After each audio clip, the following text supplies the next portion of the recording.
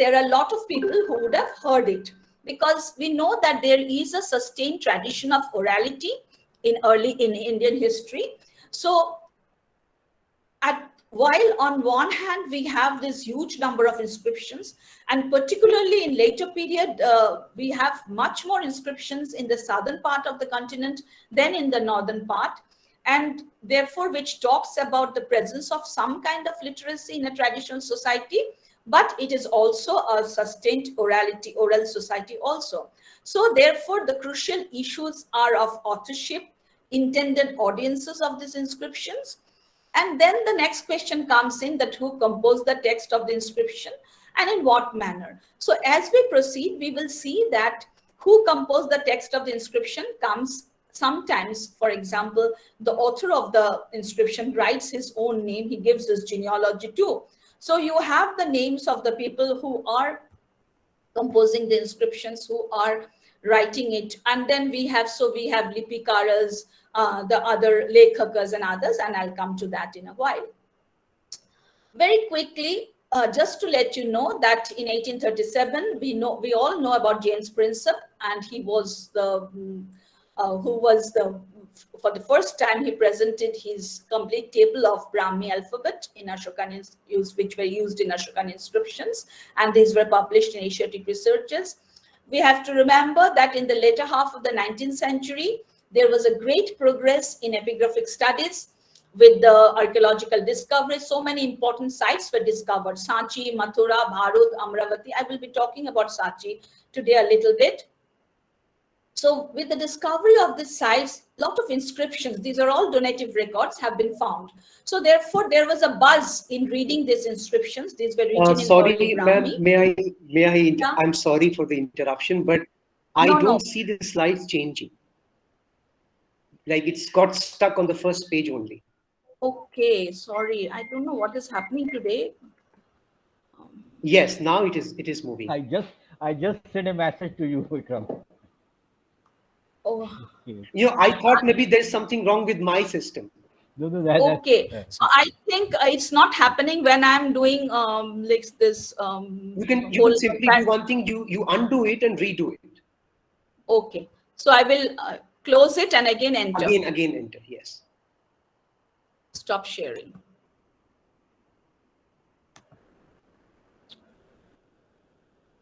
Normally, it's not like this. Madam, please select slide mode, no? Yeah, I selected slide mode, but then it got stuck. So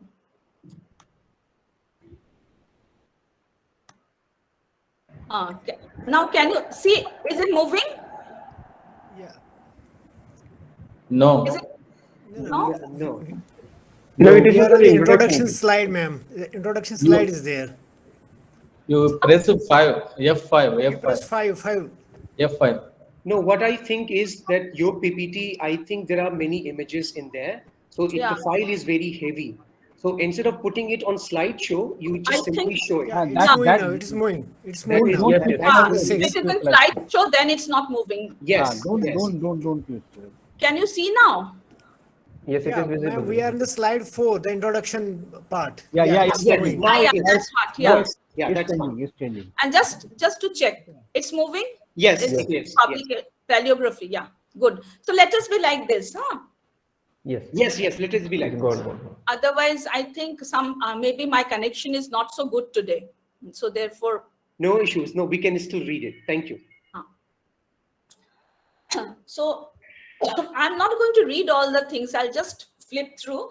So what I was talking about, that this with the discovery of these new sites like Sanchi, Mathura, Bharut and Amravati, a lot of new inscriptions came to the fore, and these were the donative records, and therefore there was a buzz in actually reading these inscriptions. So many scholars were involved, and in the context of South India, we have Colonel Colin Mackenzie, and he was also interested in reading this, and he collected copies of 8,000 inscriptions. And then there was a systematic survey of inscriptions. So with these scholars, a systematic survey of inscriptions began in the Indian subcontinent. Then we very closely integral to epigraphy is paleography, that is the writings, the scripts that have been used. So we know that there are two scripts basically, one is Brahmi and one is Kharoshthi, which is used in the northwestern part of India. And then we have the later on this Tamil Brahmi was discovered. So we have Tamil Brahmi. Apart from that, in Ashokan inscriptions, two other scripts are used. One is Aramaic, the other is Greek. So basically we have the Brahmi inscriptions, Brahmi script for the entire subcontinent. In the northwest part of India, it was Kharoshthi. Now, then this lot of publications started. Paleography became a very important genre of studies, and A.C. Bernal published his work, which was related to elements of South Indian paleography. Then we have G.H. Ojha's work. Buehler brought out it was a very standard work on Indian paleography. So then a new post of epigraphic studies, an epigraphist post was created by the government of Madras Presidency, and we had Ish Hulse. Hulse was the first person who actually edited the Ashokan. We have the corpus of inscription of Corpus Inscriptionum Indicarum, volume 1, which is of Ashokan inscriptions, and that was edited by E. Hulse. Then this journal of, we all know, those who are working in early Indian history, that it is a mine of information. This journal called Epigraphia Indica began to be published. Then we have this epigraphical series, South Indian Inscriptions. And then a lot of work started, and Archaeological Survey of India brought out the prestigious series of Corpus Inscriptionum Indicarum. As I mentioned, it started with the inscriptions of Ashoka. Then we have the second volume is the Kharoshthi. The third volume is on the Guptas and of the Gupta period, and then it went on. Then we have this whole series of Epigraphia Karnatica. So originally it was first a series Epigraphia Indica came, and then later on Epigraphia Karnatica came to the fore. So therefore, then I go into the evolution of Indian scripts, but here I don't think this is the right place to talk about it. From here, I actually begin my discussion on the various methodology and that how inscriptions have been studied by scholars in the present situation. As I began with the fact that who were the audience, who were reading the inscriptions, and we cannot determine how many of the onlookers and readers of inscription knew both how to read and write. So it is difficult to dismiss the possibility that at least some people could write, but not could read, but not write, and a few number mastering both. I mentioned that we have this expression to be heard, sruyatam. Then in the again we find that there is an instruction called vigyapitam. Vigyapitam means that you have to tell everyone, you have to notify everyone in the locality that the king has given this order, this injunction, or this edict, shashana, which is known as shashana. So therefore, it is evident that inscriptions were heard, inscriptions were read, and inscriptions were notified. Now, if we look at the different genres of inscription that we find, so Ashokan edicts is the earliest. Then we have the Prashastis, donative records. And within the donative records, actually the image inscriptions also fall within the genre of donative records. Memorial inscriptions are there. Now, today I'm not going into the memorial inscriptions for lack of time. So when we look at the scripts, so therefore when we look at inscriptions, we have to look at the scripts. So, and often there is a confusion between script and language. We have to be very clear that the language was Prakrit and Sanskrit. Prakrit continued for a long time, but in general, there is this notion that Sanskrit actually, when Prakrit in the inscriptions, we find that for a brief period of early historical period, Prakrit continued, and then later on we have Sanskrit inscriptions throughout. But in part of cases of southern India, we have inscriptions which were written in Prakrit. The basic mother script is Brahmi, but there were a lot of derivatives. as I mentioned just now, so I'm not giving. And then in the inscriptions, we find the beginning of the regional languages. So gradually we have the regional languages coming up.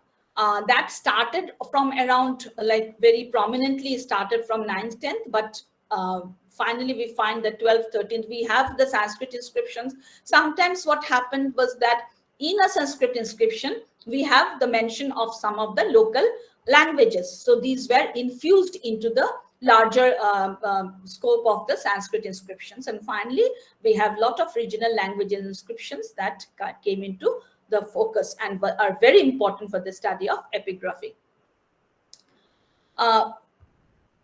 Now the question is, what can we learn from epigraphs? This is in brief, in later period, what we talk about, this is in brief, some kind of points through the lens of which we can, or through the prism of which we can understand. So first of all, epigraphy is used hugely for understanding political history. I'd like to clarify here that initially we all talked about dynastic history. That was the trend. But there's a difference between dynastic history and political history. And therefore, scholars started working on political history, political processes and formation. And so looking at these inscriptions, we can understand that these inscriptions are not just stories of conflict or warfare, but there are many other nuances, many other things that can be understood from this inscription.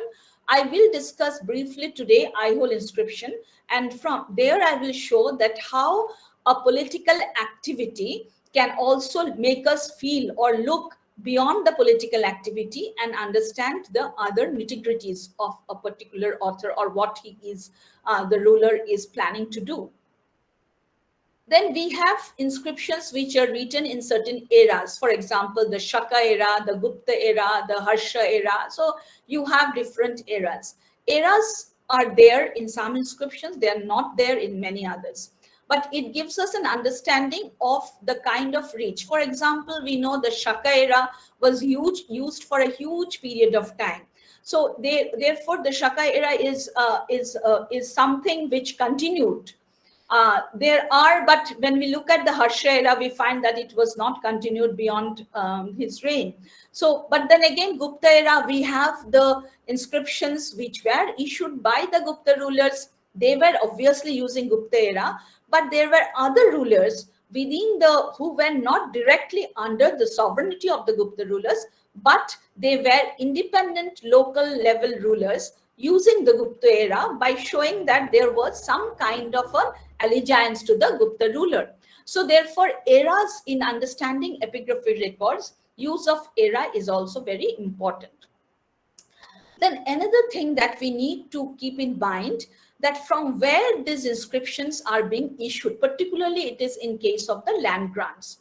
So one is the issuing centers, where the properties are being transported. So sometimes the issuing center could be one place, but the grant could be given in a very distant area in some villages. So we can fathom that from that evidence that the rule of this particular ruler extended to that area. So you know the extent of the territory, the territoriality of the ruler is understood, because a ruler cannot donate land in a place where he doesn't have his own control. And this was very much evident when we find that a ruler from Assam, his name is Bhaskara Varman. After the famous ruler from Bengal, Shashanka, he died. Then we find that Bhaskara Varman is issuing a land grant from the capital city of Shashanka, that is Karna Suvarna, and that is in present day in the Murshidabad region. And from there, he is donating land in Srihatta, which is in present day Bangladesh, not Bangladesh. So the expanse of the territory, so he is a ruler of Kamrupa going to Karna Suvarna. So that means that for a brief period of time, Karna Suvarna was within his territory. From there, he issues a land grant in northern Sylhet, which was again understandably within his territory. So the kind of territorial expansion that these inscriptions give us So it is very important, and therefore we have to note the issuing centers as well as the locations of the property transfers. Then, of course, these also give us an idea of regional and sub-regional formations. So we have different kinds of different stratum from where we can understand. So one is regional history, the sub-regional history. Here again, please pardon me, I will be using sources from Bengal because I worked on it for a pretty long time. And when we look at Bengal, we find that the term Bengal that is used, now there was nothing called Bengal in early India. It was a conglomeration of a few sub-regions. And this was very clearly shown to us by B.M. Morrison, where he talked about the political centers. And this was done by him on the basis of the epigraphic records of the region. Therefore, inscriptions help us in understanding the framing of regional and sub-regional formations. This has been done also in the case of Orissa, like B.P. Sahu has worked wonderfully on this regional and sub-regional kingdoms. So this type of works have been are very important, which are done only on the basis of epigraphic studies. Then for gender history also, people are using epigraphs, and we can judiciously use, then we can understand the kind of the woman donors. We talk about the woman donors, the identity of these donors, who are they, how they are represented in inscriptions. So that is very important. Recently, a book also came out on the women's how the women donated in the inscriptional field. So this was such kind of works are being published, and people are working on it. Copperplate charters are, of course, a huge terrain. It is a terrain where a lot of things can be done. Earlier scholars only looked at the land grants, only what kind of land was given, to whom the land grants were given, the nature of the brahmanas. So these were the basic concern of the scholars. So they were mainly concerned with the place from where the brahmanas came, what were the shakas, the pravaras, and all that. But that has changed, and now we have some interesting areas. For example, the aspects of the rural society can be understood from the charters, and by looking at not the main part of the charters, but the boundary markers. So when a land is being given, how the boundaries help you to understand the nature of the rural settlement. I have 2-3 slides on this, and I'll come to that, because these are the areas where we have some new kind of work going on. Now, closely associated with the inscriptions, of course, are the writers. I hope you can you see? Yes, you're able to, we can. Yeah. Yes. Okay, so now when we look at the writers, we have certain terms which denoted the different kinds of writers. So we have this term called lipikaro, who writes, then maker, lipikaro. So if we have the literal translation, it is the maker of the letters. We had this in Ashokan inscriptions, lipikaro aparadhena, so that the mistake of the lipikaro. So these are very interesting elements that we found. Then there are terms like lekhaka, and a whole jati came up, which is the kayasthas. The kayasthas were the writers class, and in the fourfold varna system, we know the varna jati system and how this occupational groups came into the fore, and it was the kayasthas who emerged as a very strong writer class in the from the post-Mauryan period onwards, and they were writing inscriptions. And very interestingly, in the early medieval period, we have a lot of inscriptions where the writer, the composer, they call themselves Kayastha. My name is Kayastha, something like that. And I recently have done a little bit of work on the Chandelas. And when we looked at the Chandela inscription, we found that many this lipikaras or many writers, lekhakas, were kayasthas who were coming from the Gaura region, the Bengal region. So these this also help us to understand, these inscriptions also help us to understand the mobility of the people from one place to another, how they were moving, and that was actually for service. So it is a kind of a job, and that job was given to them because they were expert in certain, and therefore a particular Chandala inscription writes that it was written by somebody from Gora, and he is famous for his Ruchira Akshara, Ruchira, beautiful handwritings.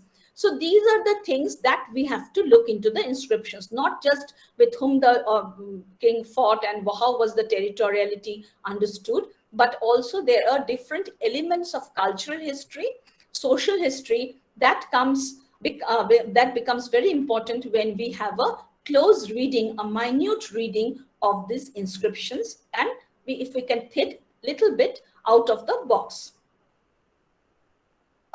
Here I'd also like to mention that with this Kayasthas, the emergence of the Kayasthas, and then we find a new apparatus, which is the functions. So on one hand, the skill of writing becomes important.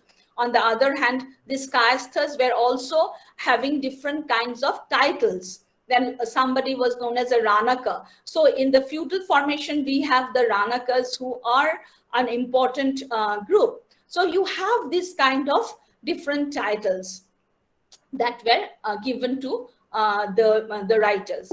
So the trend towards hereditary service relationships, which were indicated in Gupta and post-Gupta period, seems to have developed in several scribal lineages. So therefore, which I started with, that when we look at the Kayasthas, we see a new caste identity coming up. So therefore, there is this transformation from professional identities to caste identities.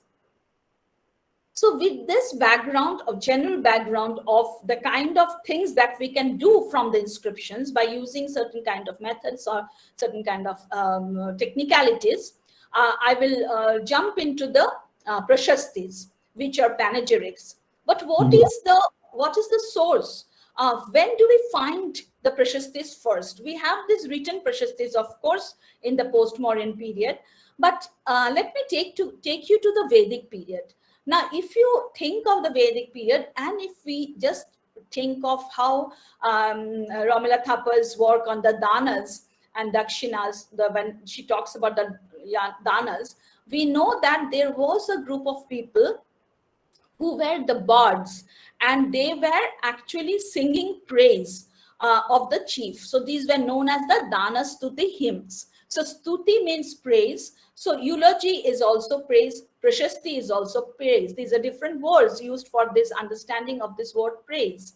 So Professor Thapar had beautifully showed that how these Dana Stuti hymns, which were sung by the bards, actually helps us in understanding that there was this kind of a warfare sort of stifle, or that the conflict between two chiefs, and how when the chief came back with the booties, so the bird used to sing praise and the chief used to give something to the birds. So the presence of these Danastuti hymns actually now helps us to understand the kind of society, the chiefdom that were present. So the kernel or the genesis of the prashastis actually lies in the Danastuti hymns that we know about.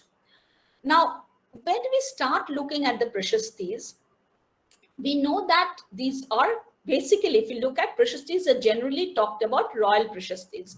And I will also discuss with you today the royal prashastis only. But there are many other prashastis. So, for example, we have prashastis of a ministerial family from Assam, from Bengal. The Badal Pillar inscription shows how a ministerial family is writing their own prashastis in the context of their relation with the ruler. We have other inscriptions where a Brahmana's prashasti is also being written. So you have different genres, but mainly it is the royal prashasti that are found.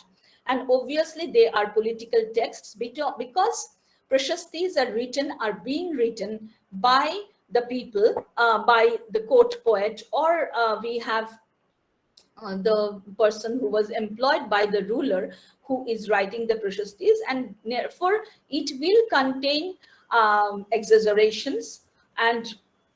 But in spite of the exaggerations, what is important is that there is a kernel of political narratives, and this actually should be kept in mind when we study the Prashastis. So we have to take information with a pinch of salt, but at the same time, we have to keep in mind that these are our sources which can give us an understanding of the political situation of the period. And another important thing that was happening, which is responsible actually for the writing of the Prashastis, is the changing courtly milieu.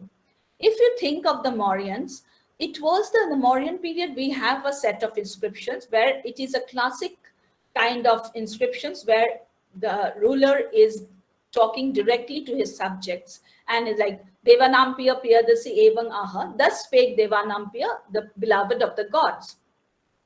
So it is a direct communication with the subjects. But when after the disintegration and the decline of the Mauryan Empire, what we find is that there were new powers, new houses coming up. So you have the Satavahanas in the Deccan. Then we have on the Eastern Deccan, later on, we have the Ikshwakus. If we go to the north, we have the Sungas who replaced the Mauryas in a small territory. Then the Kanvas come in. There were other regional small powers that were coming in. So therefore, there were kingdoms which were not a very expanded territory, but these rulers wanted to be important. And when these rulers wanted to be important, there was a courtly milieu.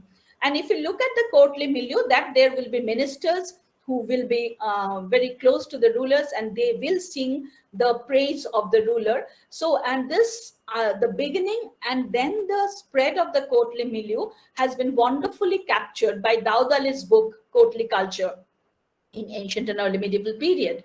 So we have this whole, the formation of the courts, and therefore with this courtly culture comes in the fashion, I would rather say, of writing Prashastis or praising the ruler. So therefore it was a two-way thing. The king was happy because he was gaining some kind of importance through these Prashastis, and the Prashastikara, who is writing the Prashastis, he is happy because he is getting some favor from the king. So it was a two-way process. So therefore, the courtly milieu of the post-Mauryan period was also responsible for the emergence of Prashastis. Now, the locations. Where do we find the Prashastis? So these Prashastis were generally on rocks or pillars, and then we have, when the copperplate charters, with the beginning of the copperplate charters, we find that early charters did not have much of the Prashasti as per se, but in the later charters, later copperplate charters, we find that a huge section is on the Prashastis, the eulogy of the ruler. So gradually, the writing of Prashastis or the locale of the Prashastis, it shifted from rocks or pillars. It shifted to in a large way to copperplate charters, but that doesn't mean the Prashastis were not written in stones or in rocks. They were written, but there was another medium in which the Prashastis could be written. So there were stone tablets, and there had to be a purpose. Why this Prashastis? Suddenly they cannot just go on writing Prashastis. So it is generally, we find that either for the commemoration of a public work, for example, building of a tank or a temple or a monastery, something like that, the purpose of the inscription is to talk about that construction. And while one talks about that construction, one goes into the details of praising the ruler and also the other details that comes into the focus.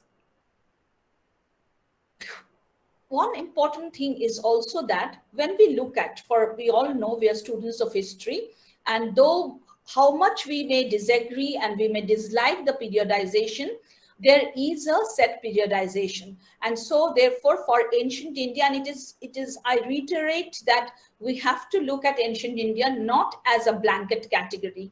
within ancient India or within early India, there are, apart from this early historic and early medieval, there are small lips through which we can see the changes. The changes are evident if you look at it. So it is not a blanket category.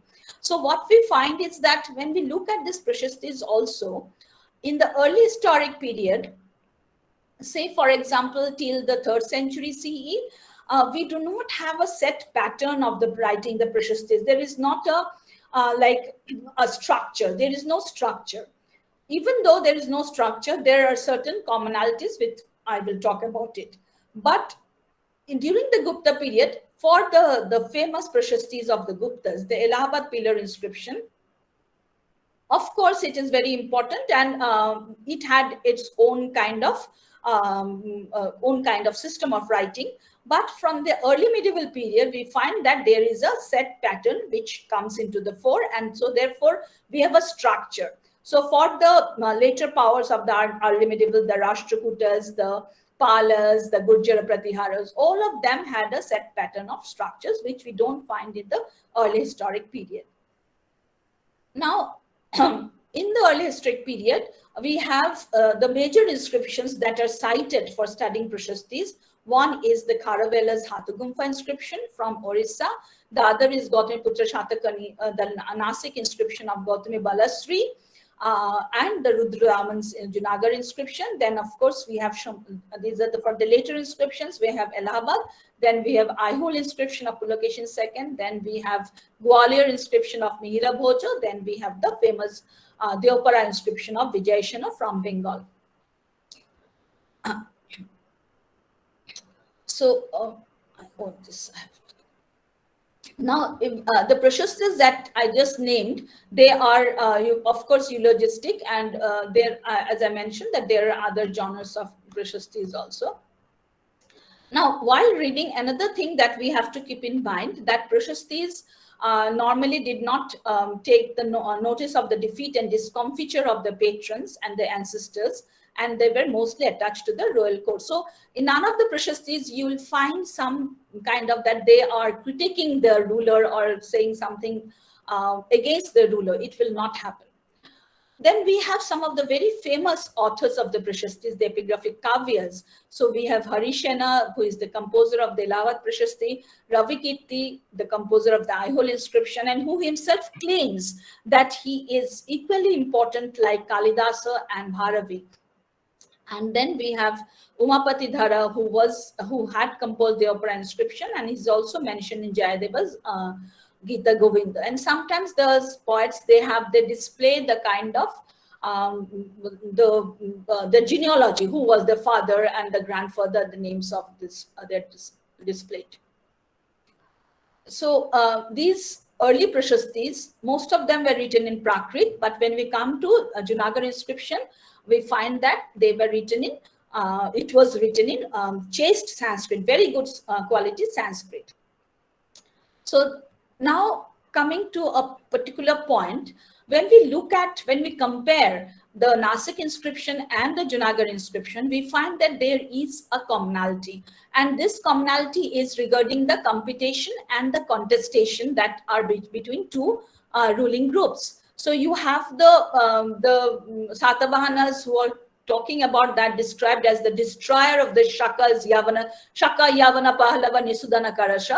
And then they are actually continuously the exterminating, the extinguisher of the Kakaratha line, from where Nahapana belonged. And then Rudradaman, when we look at the Junagar inscription, we find that Rudradaman talks about the defeat of Satakarni, and it says that he twice defeated Satakarni, but because of nearness of relation, he did not destroy, because they were, he was actually, later on we learned that he was this Satakarni was the son-in-law of Rudradaman. So Abidur, the relationship, the term used is Abidur, because it is closeness of the relationship, so he was not totally destroyed. So when we study these two inscriptions together, then we have this idea of competition and contestation. Then again, when we look at these inscriptions, there we find, though there is no common format, but there is a shared practice. So and this sheer practices or patterns, when we look at it, that these rulers are described in such a way that the bodily splendor is very much evident. Then the kind of sovereignty they yielded over the lesser known rulers, the kings were always compassionate. And then they highlighted this, the three varga, dharma, artha, and kama. And moreover, it is said that they were highlighting the varnashram dharma also. For example, Gautamiputra Satakani is referred to as a unique brahmana, unique dhanurdhara, eka brahmana, eka dhanurdhara, and then one who is highlighting the varnashrama dharma. But the fact is that, and which is very interesting, that he is referred to as highlighting the varnashrama dharma, which means that there should not be any kind of mixing of the varnas. On the other hand, his son is marrying the daughter of Rudradaman, who is outside the Varna fold. So the exigencies of the time actually helps or makes these things happen.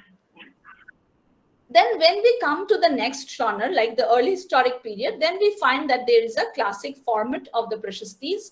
So it begins with an auspicious sign, there is an invocation, then we have the account of the ruling king's lineages, then the purpose of the inscription, and then we have the signature verses giving the composer's name. I don't think I have time to go into the details.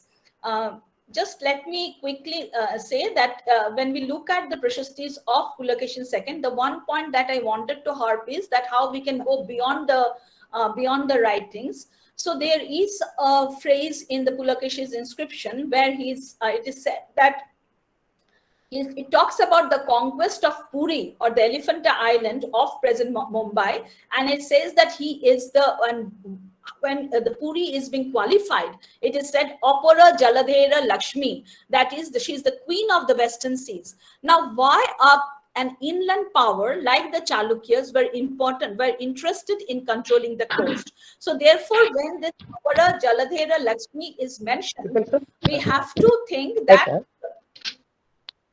is there anything? We have to see that Pulakeshin was interested now to control the coast. So therefore, there is this pull towards the coast where he is going there and trying to control. Is there any? Ikram, please ask Viresh to mute. Yeah, please. Now, so this inscription, so this is one of the examples that I wanted to give. Then just quickly, I will go to the early donative records, and I'm taking this case study from Sanchi. Now, Kumkum Roy has written an excellent essay on this. So we know that the Sanchi stupas, these are donative records, and these give us the identity of the donors, from where they are coming in, which are the places. Sometimes some is saying that I'm the daughter-in-law of somebody, I'm the wife of somebody. The men donors generally don't talk about their wives, but the women donor, as is in a society, they talks about their husbands or their father-in-law, if their father-in-law is famous. So therefore, the kind of profession they're in, the place names that we can find. So all of this give us an idea. When we look at this these are small donative records, but it gives us an idea of the identity, the lineage, and the kind of the territory that they have crossed to come to Sanchi and donate. So the material resources that Sanchi got from this, like the decoration of the structures and other stupas, therefore are important because it came from these donors. So you have a whole set of donative records, more than 800 donative inscriptions, which gives you an idea of the donor's identity. And so they are very keen also. Significance of kinship means sometimes they're saying that I am Bhagini, I am the sister of somebody, or I am the Duhita, that is the daughter of somebody. So the kinship between one person and the other is reflected there. And then the relationship to the donor, sometimes they are upasikas, that is they are lay, either they are from the family, the lay worshippers, or they are nuns. So you have this whole genre. Now, if we look at this, then where are these? Here again comes the locale of the inscriptions. where are these inscriptions located? So you have this beautiful Sachi Stupa, and these inscriptions are located in the decoration of the Toranas, in the embellishment part. And so here you can see, and always when this is a donative record, you find that at the end, this term, this word, this is da and this is na. So danam, it will be there. So it is a donation. So now when you have this kind of records, you know that who is donating. Here also you can see the danang, that word danang is there, and you can see the stupa is being worshipped, and within the stupa they have this entire set of inscriptions. These are the donative. So it gives us an idea and a sense of the people. So it is not that this the money came from nowhere, how this was being constructed. So these donative records are very important for understanding the kind of people, the social history, the economic history, and the growth of a structure. So here, this is very interesting. Just to show you an example, I got this, that people are coming from Vedisha. So Vedisha is present at base nagar, Vedisha. So it is written Vedisha, Vedisha ke hi now Dantakara. Dantakara are the ivory workers. So you have Danta here and you have Kara. So Rupam Kamam Tam. So they are talking about the Dantakaras who had the ivory workers who came from Vidisha, and they are donating in the Sachi Stupa. So the Guild of Ivory Workers is mentioned there. This is just to show you how beautifully you have the melange of people. Not only all are not from the local areas, but for example, this is a very typical thing that we find in the sculptures of Northwest. So this is the Frisian cap they're wearing, and this kind of drums are very common in Northwest, and which in Gandhar, particularly in Gandhar art. So this shows a melange of the different kinds of people that had come and donated for the Sachi Stupa. So therefore, these donative records gives you an idea of the kind of history that was being made through this. Next, very quickly, I come to the copperplate charters. I will not talk about the different kinds of debates that originated, because you have Professor Ranbir Chakravarti speaking on early Indian economy, early medieval, and he will bring in, of course, I'm sure, the feudalism debate and other things when he talks about economy. So I'm not bringing this. What I'm trying to show is that when we look at this copperplate charters, we have different copper plates from the regions. For example, in those who study early Indian history, they know about the tripartite conflict. So you have the Gurjara Pratiharas, you have the Rashtrakutas, and you have the Palas in Eastern India, and then fighting with each other.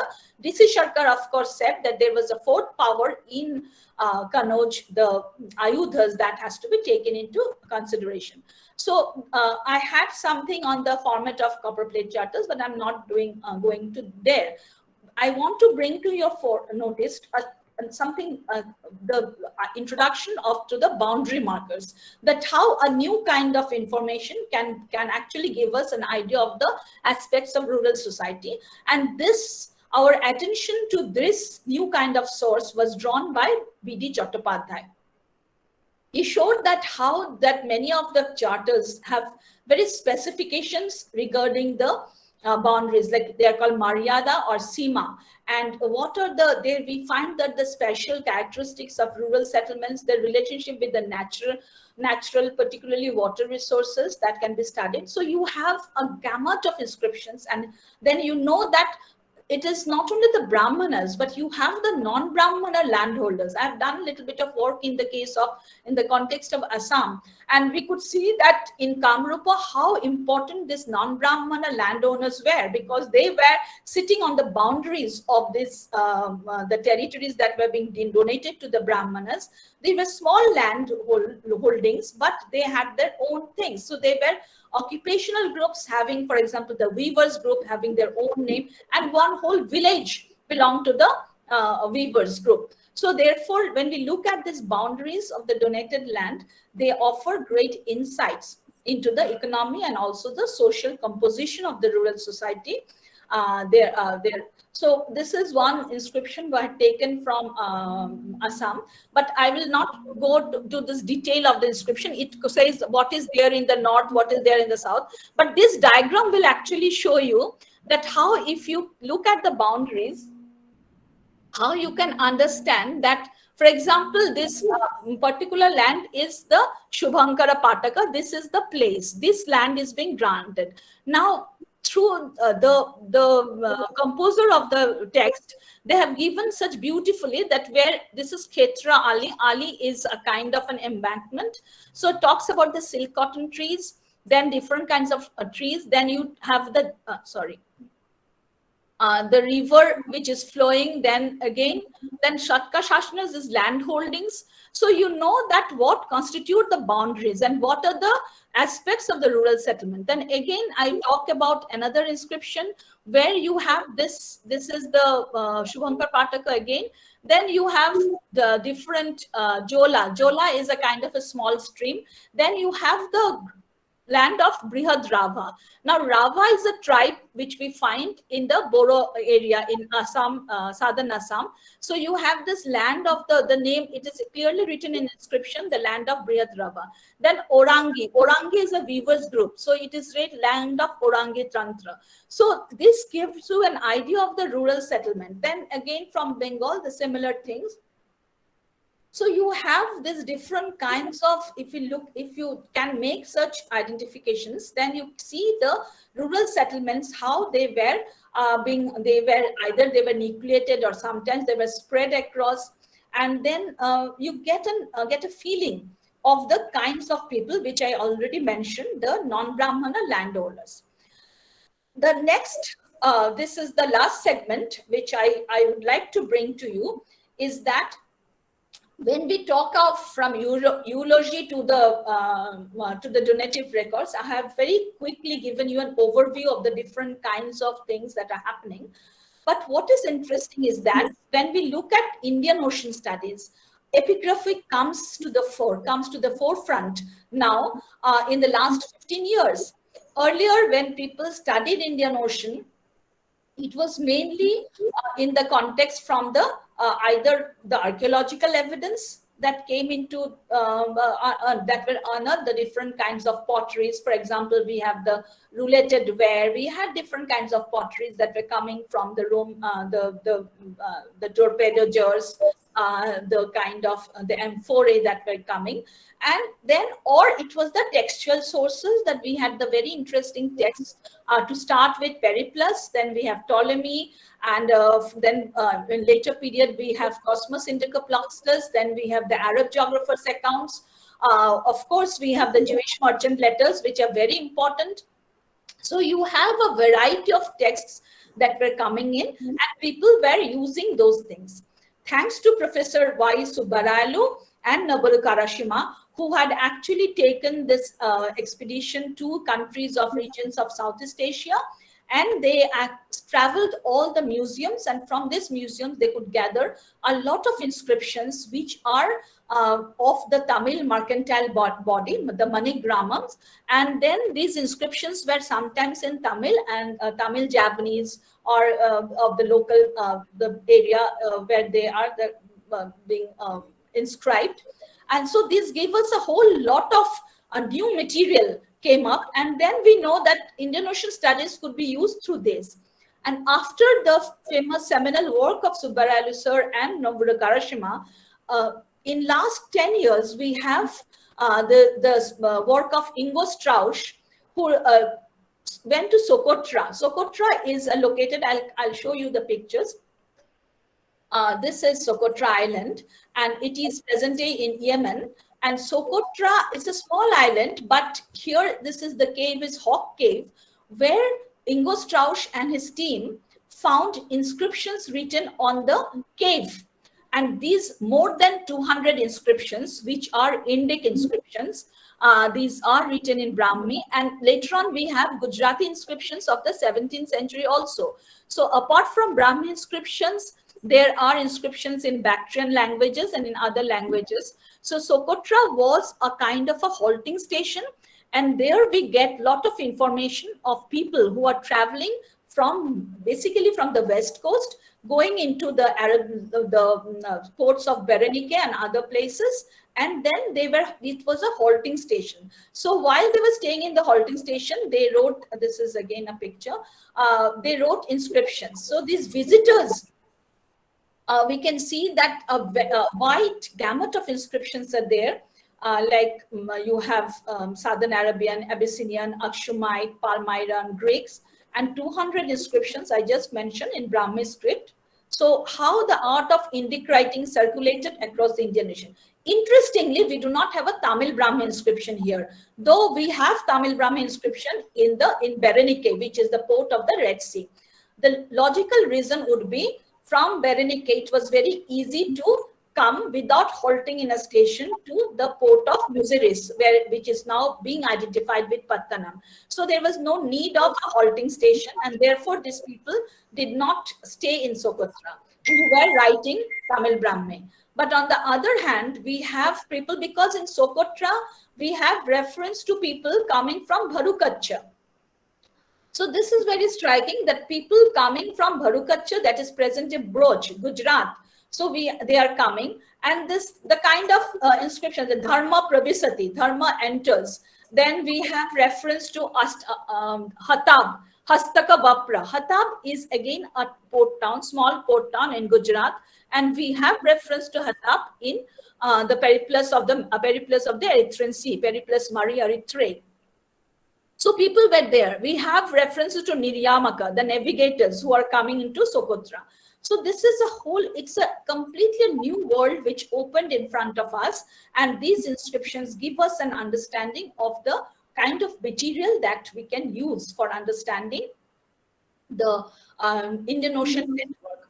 Now, quickly, I will go through the inscriptions of Tamil inscriptions that have been found in Southeast Asia. The most famous is the Varus inscription, Bhorochu. There in the inscription it is, and remember this word, Velapuram. Velapuram is the port town in Bhorochu. So the term used is Bhorochu, which is Varus. Varus is very famous for camphor. So here it is written that in the Shaka year 1010. So again, what is interesting to note is that I talked about the Shaka year. Shaka year starts from 78 CE. So that Shaka year, I mentioned about the expansion, that how a particular era is being used much later. So here also it is the practice of using the Shaka year. So in the year Shaka year 1010, current month Masi, we the 500. So this is the 500 Swamis of Ayavole, who are talked about, who are the merchant guilds of the 1,000 directions known in all countries and directions, having met at Velapuram in Bhorochu. Then they gave the name Matankari Vallava Teki Uyokonta Pattinam. Then decided to grant to follow our sons Nagara Senapati, Nattu Chettir, and then we have the references.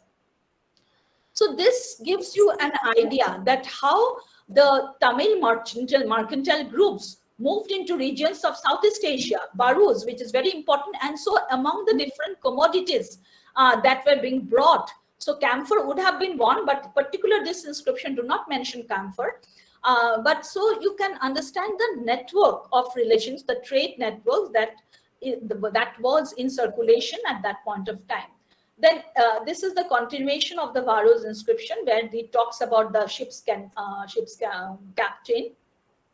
And then, thus we, the 500 of the 1,000 directions, known in every direction in all the 18 lands, got this stela written. So now this inscription was written and planted. So do not forget charity. Charity alone is the good company. These are some kind of an imprecatory or verses that were being used.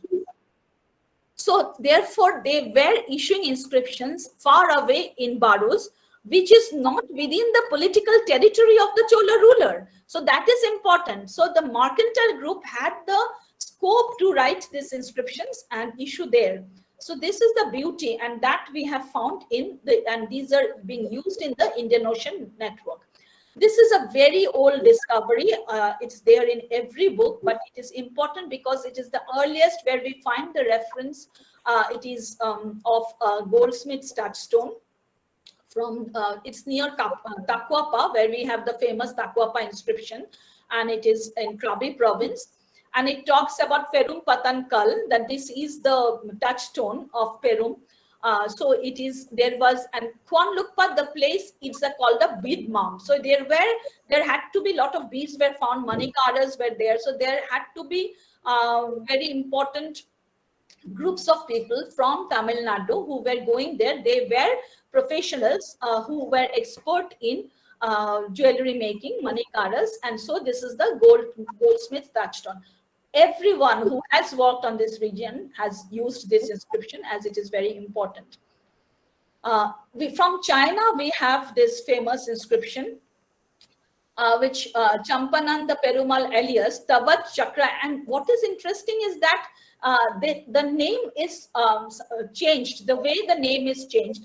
Champanda Perumal alias Tavat Chakra Vartikala, by permission of Chekachai Khan, perhaps Kublai Khan, we do not know, installed an idol of Shiva there to pray for the health of the authority. So therefore, here you have, so in one hand, we have the Tamil mercantile groups going into Southeast Asian countries. And then again, we find that in southern China also, you have this Tamil mercantile group who had worked there. And so therefore, they talk about the installation of the idol of Shiva.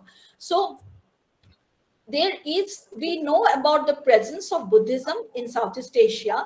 There has been a huge presence of Buddhism, lot of inscriptions, particularly the small tablets, the votive tablets that we find, the votive inscriptions that were being used in case of Southeast Asia, where it was, I call them voyaging objects because they were carried from one place to another.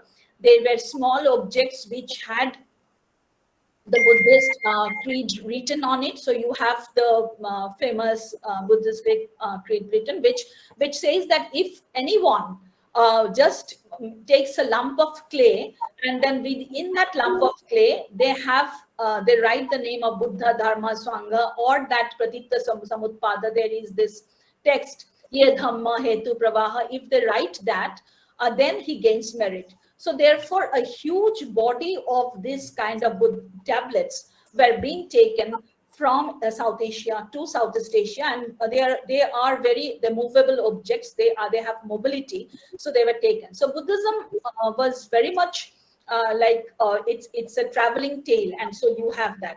Then we have recently, when in the beginning, Dr. Ikram was talking about this book launch in Bangalore.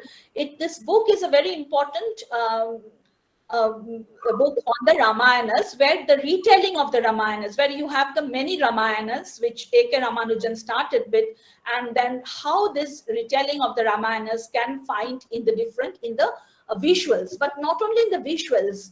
If we look at the inscriptions from Karnataka, we have reference to many of the inscriptions which talks about, it gives you different versions of the Rama story. So therefore, inscriptions can open a world in front of us if we read it carefully, and if we read inscription, not thinking about any particular perspective, but reading between the lines, and then we can see that one can really get into the depth of certain things where you have information which is hidden away here somewhere, and you just take out that part and then you can construct a story. There is a retelling of that story, that narrative that we find there. So even in the small donative records, even in the captions, if you look, so you have reference to like the one which I showed you, that Vedisha. So here, Sachi and Vedisha are not very far, but there are places, for example, Kurkihar in Bihar. Kurkihar is a place near Bodh Gaya where a lot of image inscriptions have been found. And some of the image inscriptions were brought, actually the inscribers, the donors, were coming from the Tamil region, the south of India, and they had gone there and then they had issued. Now the question is why they were coming from this. This has not been solved. People have not yet been able to, scholars, those who work on them, have not been able to solve the problem. But that there was a large influx of people, that is very interesting. So there was What I'm trying to say is that there was social mobility, and we can look at, and also even the Sutradharas, the Masons, the Sthapatis. So they are continuously in the movement. So there was social mobility, and there was this, with the help of the inscriptions, we get not only the political information, we know about the empire, the kingdoms, their territoriality, but also social history is live in these inscriptions. The social and cultural history is live in these inscriptions. If you can go through, read them between the lines. I do not have, I had in between the slides, I thought of that I will discuss a little bit the Aihole inscription, but today is not the time. And I thank you all for being patient with me, for listening to me. So I stop here purposefully with the hope that we will have discussion for the next 15 minutes. Thank you very much. Thank you very much, Professor Suchandra Ghosh. It was terrific, I must say. Shall we take questions, ma'am? Yeah, sure. Yeah. All right. So if you have any questions, suggestions, clarifications, anything. All right, all right. So just unmute yourself and speak if you can. Anybody?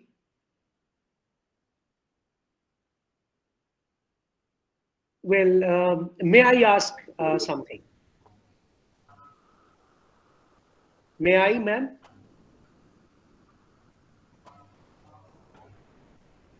Can you hear me? There is a hand raised who wants to ask a question. Who was it? Khalid. Yes. Yes, Khalid, go on. Yeah, please. Hello, I think I'm audible.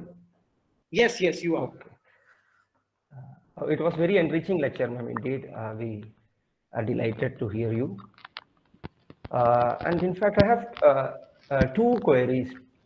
One is like when we deal with what we say the post-Guptan context, post-Gupta period, particularly with regard to Deccan and South India, particularly the Chalukyan and Pallavan context, we have at times instances of inscriptions that are having differing claims. For instance, I mean, if you go through the Chalukyan inscription, they are saying that we are having control over that very particular region. The same, I mean, on the other way, when we look at the Pallavan inscription, we find that no, it is not, we are having the control over, I mean, that very particular region. So this kind of differing statements or claims are to be seen in some of the inscriptions. So I do not know how to address those issues. And second is like when you talk about that Tamil merchants' presence in outside world, particularly Socotra and other Far East Asian region. So what I want to know is that do we have the things other way around? Like, I mean, of course, there are many Arabs. They had been to Kerala, also in many parts of, I mean, South India, Peninsular India. Likewise, I mean, Chinese were also frequent visitors, and many other from Mediterranean and Persian. They used to visit the port cities of India. So obviously, I believe that there would be definitely the inscriptions from their end as well. Instead of this, I mean, Tamil or Tamil inscriptions of Tamil Brahmi in Southeast Asia. Obviously, I am not very sure whether how many such inscriptions are there in Chinese that are available from, I mean, our coastal areas, and then Persian as well as Arab inscriptions from other parts of the peninsula. Okay, that's it. Yeah, very good. Thank you very much. Two very important, pertinent questions. And this is the problem, like as in the beginning, I said that there is also a problem of referability. We have to corroborate. If we have one inscription, then if there is a evidence which we can refer to, then it becomes the source, becomes those questions, how, why, when, and all that. You have very rightly pointed out that therefore this contestation and this is very much there. And this, as Pallavas, you can see. So in these cases, what we do is that we have to see that whether we have any other sources which talk about this event, the textual sources, or sometimes visually also we have representations. But then there it is the historian who has to use his judicious choice, his or her judicious choice, and then try to understand what is going around and how far it is possible. I'll give you one example. I'll tell you, like, we have this Prashasti. It is about the Rashtrakutas and the Gurjara Pratiharas. This is about their origin and how from two perspectives the origin differs. Now this term Pratihara added to the Gurjaras. Now Pratihara means doorkeeper. So when we read the Gwalior Prashasti of the Pratiharas, we find that it is said there's a story that they originate from Lakshman. So who is the son of Sumitra. So they are talking about Somitri, that they come from Somitri.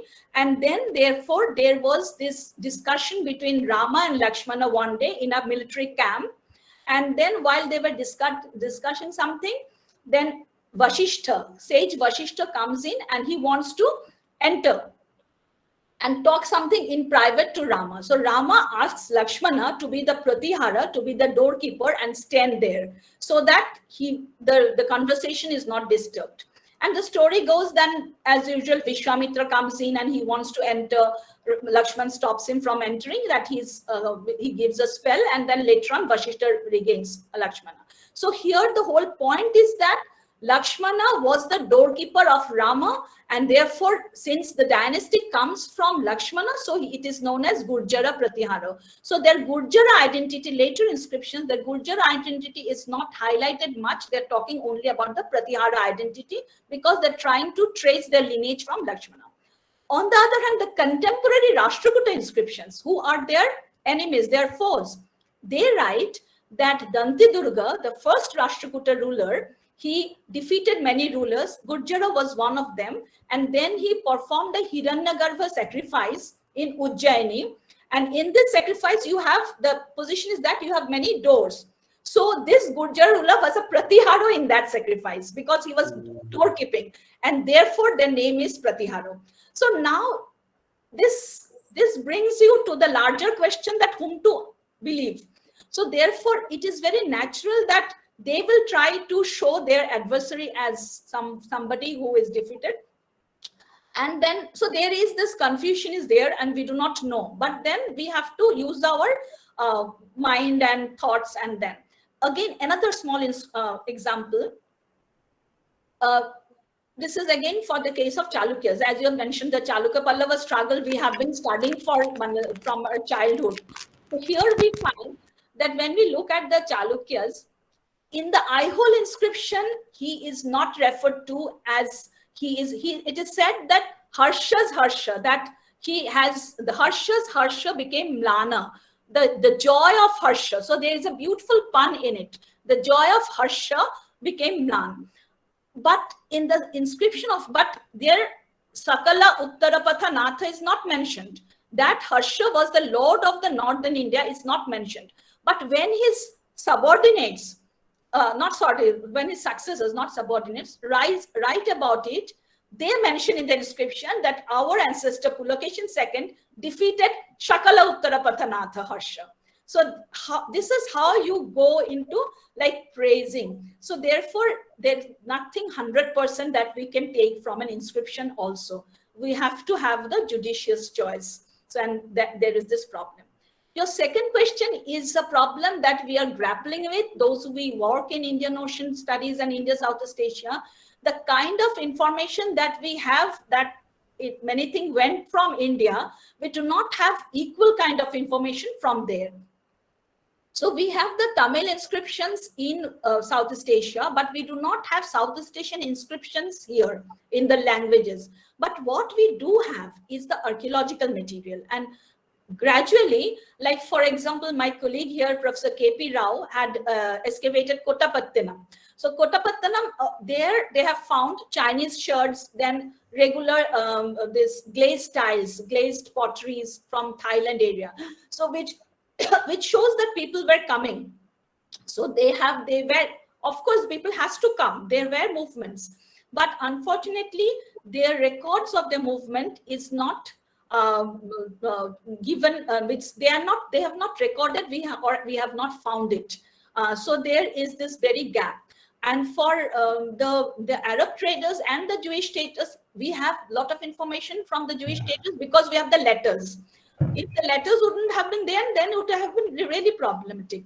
So this is a gap in our understanding because we do not have. For them, Chinese presence, for example, Chinese presence in this Nagapattinam, that we learned from another inscription that there was a Chinese pagoda and all, but that is gone now. So it is more or less, it becomes a one-way traffic, and only from the archaeological evidence we get some information. So that is the lacuna, that is the gap that we have in this study. Okay, thank you. Yes. Do we have some more questions? Yeah. Mahbub Pasha sir, go on please. Yeah. Hello. Very nice presentation, madam. Thank you. I congratulate you for that. Yeah. Madam, I just wanted to know if there is any difference between the inscriptions by women and men. And if this difference was there, what was the reason for the difference? And how strong was the difference? Yes. Thank you. And sorry. Yeah. And is there any difference between and among women themselves, like family women and non-family women? Yes.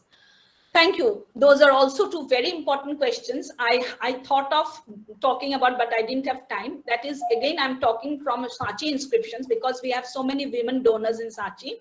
The difference is that, first of all, the Sachi women donors, they generally talk about their family. So they are talking about their husband, the name of their husband, or they are, as I mentioned, Duhita, their daughter of somebody, their father-in-law is somebody. So they have a lot of information. They do not have a profession. So they don't talk, it is a patriarchal society. But when the men are saying, oh, there is only one inscription where he identifies himself with someone's son-in-law, Jamata, the word Jamata is used. But otherwise, it is like, I am either a Dantakara or a Karmakara, so his profession, and he's coming from somewhere. In Sachi women donors, we have the name of the place from where they are coming, and sometimes, but not always. I will say that all inscriptions did not have that they're related to somebody's wife or somebody's sister or somebody's daughter. But in many of the women donors inscriptions, we have their identity, and that is, there comes in the question of identity. They perhaps want to identify themselves from as belonging to some family, and so therefore they give the name of the families. Outside Sachi, for example, I'm reminded of an inscription from Ghantasala. Now, Ghantasala is in the east coast in present-day Andhra Pradesh. It was a port, and it's near Masulipatnam. From there, we have an inscription which talks about Mahanavika, and this inscription is donated by a lady. And that lady introduces herself, Uttara, and she says that I am the wife of Mahanavika Sivaka and the daughter-in-law of Gahapati. I'm forgetting the name of the father-in-law, daughter-in-law of Gahapati something. So here, the identity of the father-in-law and the husband becomes important. If she had said only wife of Sivaka, but I think Mahanavika is a master mariner, but Gahapati is also a very important profession in the sense that they had largely landed properties. So what is important for us to refer to her father-in-law also, who belong to this elite society. So therefore, this is the difference, that men folk talk about their profession and sometimes the place from which they come, and women talk about their lineages much more than their because obviously we did not have a kind of profession there. So this is one. Second question was... Second question was about non-family women, women outside the fold of marriage. Yeah. The non, because we did not have much differences. One was that we have upasikas, the nuns. So when the nuns are giving, they just give their names or they theory somebody, and they don't talk about familial relation. Obviously, they have come out of the family. So the familial relation is not talked about. Hello, Amiteshwar. So it's not there. I think it's time. Amiteshwar has joined. Hello. Yes. Hello, madam. Good morning. So Welcome, that's sir. Hello, madam. Can we take just Okay, one okay. question if you permit, ma'am? Good morning, madam. Ikram.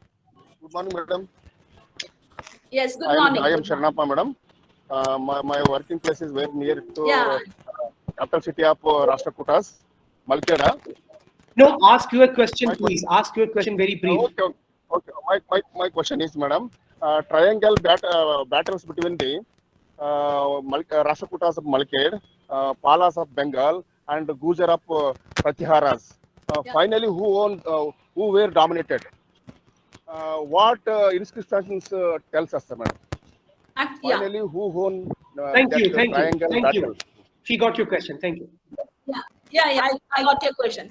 There are actually 3 inscriptions from which we can get. One is the Mihira Bhoja's inscription, which I mentioned, the Gwalior Prashasti.